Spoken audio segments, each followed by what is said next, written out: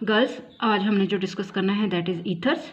ठीक है, ईथर्स की सिर्फ एक प्रॉपर्टी है आपके सिलेबस में, that is cleavage of ethers by HI, hydroiodic acid. लेकिन थोड़ा सा देख लो कि ईथर्स होते क्या हैं। ईथर्स आर ऑर्गेनिक कंपाउंड्स जिनका जनरल फॉर्मूला होता है ROR, where R can be alkyl group और it can be aryl group. अगर एल्काइल होगा तो आप एलिफेटिक बोलोगे, अगर एराइल होगा तो एरोमेटिक।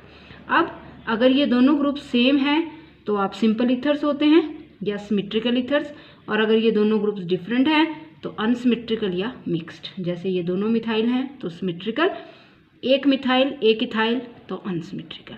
इसी तरह से अगर दोनों ही इथाइल हैं तो सिमेट्रिकल, एक एराइल ग्रुप C6H5 और एक मिथाइल ग्रुप या एक एराइल ग्रुप एक इथाइल ग्रुप तो क्या बन जाएंगे, अनसिमेट्रिकल। दो डिफरेंट तो अनसिमेट्रिकल, सेम तो सिमेट्रिकल। अब इसमें जो आपके सिलेबस में है that is cleavage of ethers by HI। क्या होता है कि on heating with equimolar amount of concentrated HI, ether linkage breaks to form alcohol और फिनोल एंड अल्काइल हैलाइड। तो बोलने का मतलब है कि जब आप ईथर्स को HI के साथ रिएक्ट करते हो तो जो ईथर लिंकेज है वो ब्रेक करेगी और आपके पास बनेंगे एल्कोहल्स या फिनोल्स। वो डिपेंड करेगा, अगर अल्काइल ग्रुप होंगे तो एल्कोहल बनेंगे और अगर एराइल ग्रुप होगा तो फिनोल बनेंगे, और साथ में क्या निकलता है, एल्काइल हैलाइड। तो बोलने का मतलब है कि जब आप ईथर्स को हाइड्रो आयोडिक एसिड के साथ रिएक्ट करते हो तो आपके पास बनते हैं एल्कोहल्स और phenols and alkyl halide. For example ROR' plus HI, तो आप देख सकते हो एक एल्काइल हैलाइड एक एल्कोहल।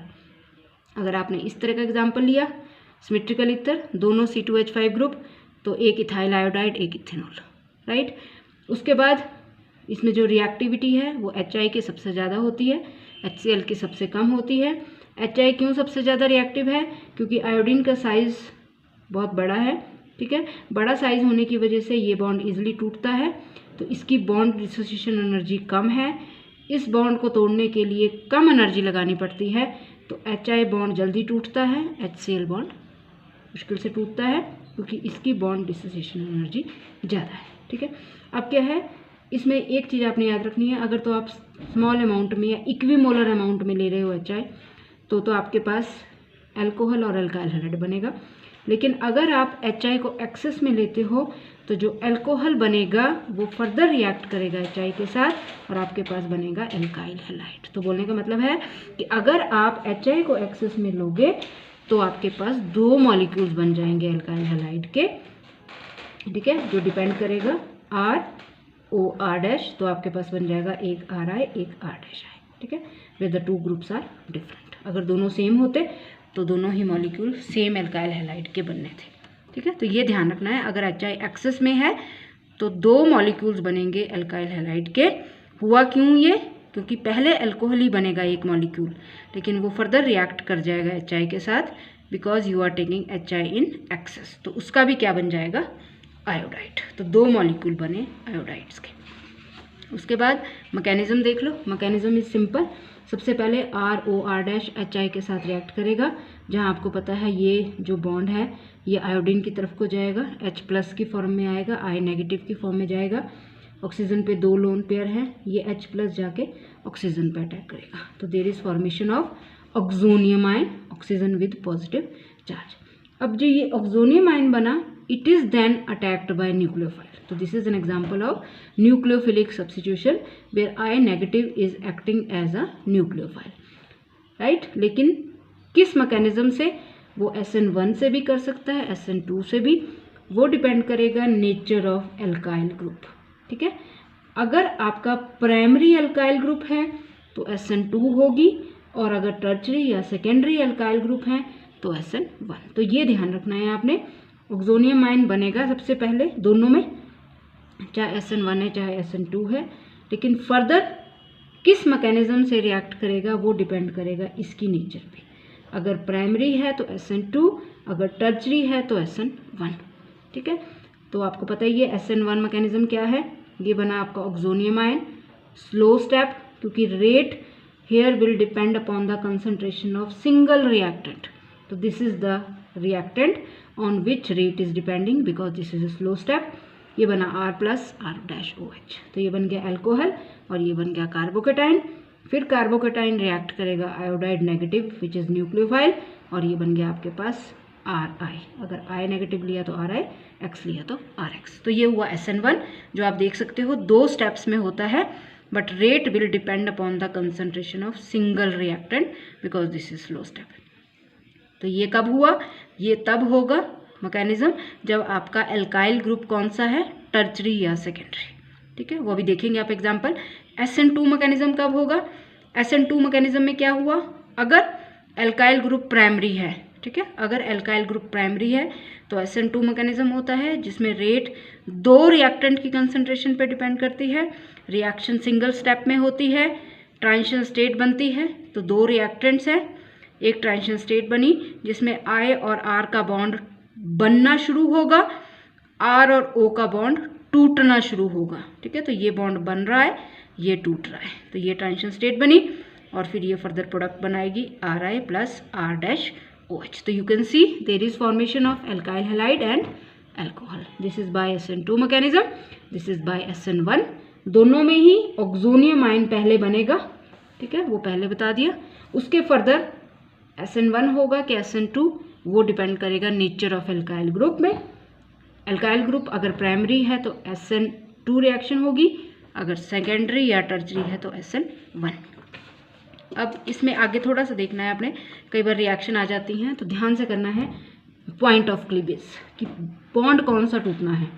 सपोज करो मिक्स्ड ईथर लेते हो आप, एक लिया आपने CH3OC2H5, 2 डिफरेंट ग्रुप्स लगे हैं मिथाइल इथाइल ईथर, तो आपके पास ये एक आपका अनसिमेट्रिकल ईथर हुआ, मिक्स्ड ईथर। ठीक है, इसमें क्लीवेज। अब क्वेश्चन क्या है, जब आपने इस तरह का ईथर लिया CH3OC2H5 प्लस HI, तो आपको क्या बताया, प्रोडक्ट क्या बनना है, अल्कोहल एंड एल्काइल हैलाइड।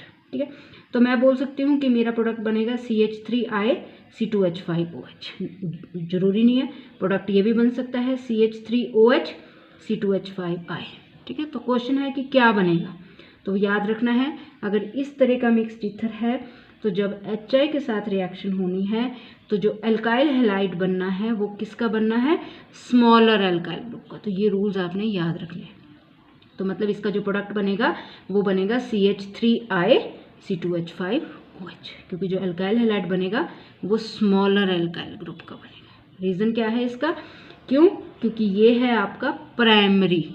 ये कौन सा अल्काइल ग्रुप है, प्राइमरी, और प्राइमरी में आपको पहले बता दिया कौन से मैकेनिज्म से रिएक्ट करता है, SN2 से। और जब SN2 रिएक्शन होती है तो there is formation of transition state. Reaction एक सिंगल स्टेप में होती है, ट्रांजिशन स्टेट बनती है, तो वहाँ पे क्या हो जाती है, स्टेरिक हिंड्रेंस। तो जितना बड़ा ग्रुप होगा स्टेरिक हिंड्रेंस ज़्यादा हो जाएगी। ठीक है, तो ये रीज़न रहता है कि I जो है कौन से ग्रुप के साथ जुड़ना चाहेगा, CH3 के साथ, क्योंकि ये बड़ा ग्रुप है, ज़्यादा स्टेरिक हिंड्रेंस होगी। ठीक है, तो I नेगेटिव चाहेगा कि मैं स्मॉलर एल्काइल ग्रुप के साथ जाऊँ, ये याद रखना है आपने।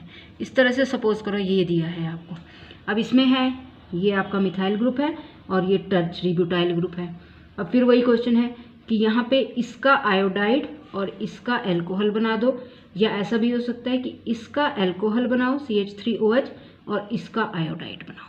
तो क्या है रूल, इस तरह का अगर आपके पास है तो जो primary as well as tertiary alkyl group, इसमें दोनों है, प्राइमरी और ये है टर्चरी, तो इस केस में ध्यान रखना है एल्काइल हैलाइड जो बनेगा वो टर्चरी अल्काइल ग्रुप का बनेगा, ध्यान रखना है आपने। ठीक है, इस तरह में एल्काइल हैलाइड छोटे ग्रुप के साथ जाएगा, और इस तरह में जिसमें दोनों हों, primary as well as tertiary, इसमें दोनों प्राइमरी थे। ठीक है, लेकिन यहाँ पे क्या है, एक प्राइमरी एक टर्चरी, तो जो एल्काइल हैलाइड बनेगा वो किसका बनेगा, टर्चरी अल्काइल ग्रुप का, क्योंकि आपको पहले बता दिया टर्चरी अल्काइल ग्रुप में कौन से मैकेनिज्म से रिएक्शन होती है, SN1। SN1 रिएक्शन 2 स्टेप्स में होती है, कार्बोकेटाइन बनता है। तो जब टर्चरी होगा तो टर्चरी कार्बोकेटाइन बनेगा, प्राइमरी लोगे तो प्राइमरी कार्बोकेटाइन बनेगा। तो टर्चरी कार्बोकेटाइन क्योंकि ज़्यादा स्टेबल होते हैं तो ये रिएक्ट करना चाहेंगे स्टेबिलिटी की वजह से, और ये बनाएंगे आयोडाइड। ठीक है, तो ये चीज़ आपने ध्यान रखनी है इसमें कि अगर दोनों हैं तो आयोडाइड या हैलाइड जो है वो टर्चरी ग्रुप का बनेगा। Reason is reaction is taking place by SN1, tertiary में SN1 से होती है, and tertiary carbocation is more stable it leads to the formation of tertiary alkyl halide. क्योंकि अगर ये अल्कोहल बनाता और ये आयोडाइड बनाता तो ये कम स्टेबल बनना था, ये ज़्यादा स्टेबल बन रहा है। ठीक है, तो इस वजह से है आपका कि इसका आयोडाइड बनेगा, इसका अल्कोहल। और उसके बाद लास्ट में है थोड़ा सा ये इस तरह के अगर हैं, अब ये देखो ये भी मिक्स्ड ईथर है, एक एराइल ग्रुप है, एक मिथाइल ग्रुप है। इसमें क्या होगा, याद रखना है आपने कि जो इसका है इसका बनेगा अल्कोहल, मतलब फिनोल बन गया, और इसका आयोडाइड। अब इसमें क्या है कि alkyl aryl ether cleavage of aromatic CO bond is difficult. ठीक है, इस बॉन्ड को तोड़ना मुश्किल है, तो ऑब्वियस है जब इस बॉन्ड को तोड़ना मुश्किल है तो H किसके साथ जुड़ेगा, इसके साथ, ये वाला बॉन्ड टूटेगा OCH3। ठीक है, तो ये बन गया आपके पास फिनोल एंड CH3I। उसका रीज़न ये है कि जो आपका एराइल ग्रुप होता है, ये जो एरोमेटिक बॉन्ड है carbon oxygen bond, that is difficult to break. ठीक है, and the cleavage of alkyl CO bond take place, इस बॉन्ड की क्लीवेज होगी। तो बॉन्ड कहाँ से टूटेगा, यहाँ से। ठीक है, ये टूटेगा तो ये बन जाएगा आयोडाइड और ये H इधर चला जाएगा। उसके बाद इसमें ये भी ध्यान रखना है कि अगर फिनोल भी बन रहा है, अगर आप एक्सेस ऑफ HI भी ले रहे हो तो phenol is not converted into iodobenzene even with excess of HI। ठीक है, फिनोल एक्सेस ऑफ HI के साथ भी आयोडोबेंजीन नहीं बनाएगा। रीज़न वही है कि जो आपकी क्लीवेज होती है CO बॉन्ड की एराइल ईथर्स में, दैट इज डिफिकल्ट। ठीक है, एराइल ईथर्स में CO bond cleavage is difficult. और डाई एराइल ईथर्स अगर आप ले रहे हो तो ये तो क्लीव ही नहीं करेंगे। ठीक है, तो ये देख लो इस तरह का अगर ईथर है तो ये HI के साथ नहीं रिएक्ट करता इवन एट 525 केल्विन। उसका रीज़न मैंने आपको पहले बता दिया कि इस बॉन्ड को तोड़ना पॉसिबल नहीं है, it is very difficult to break. ठीक है, तो आयोडाइड का भी नहीं बनेगा, इसका हमेशा फिनोल बनेगा। और अगर दोनों ही हैं तो एक बॉन्ड तो तोड़ना ही पड़ेगा, तो ये रिएक्ट नहीं करते।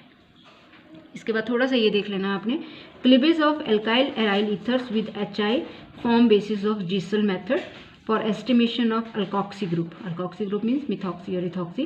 In such ethers, a known weight of compound is treated with excess of concentrated HI. Alkyl iodide बनेगा, जो भी आप लोगे, methyl iodide, ethyl iodide. Formed is treated with alcoholic silver nitrate. तो जो प्रेसिपिटेट्स बनेंगे सिल्वर आयोडाइड के, उनको आपने वे करना है, and from the amount of silver iodide the percentage of alkoxy group is estimated. ठीक है, तो वही है इसका मेथड का बेस, ये वाली रिएक्शन। दैट इज आपने नोन वेट लेना है कंपाउंड का।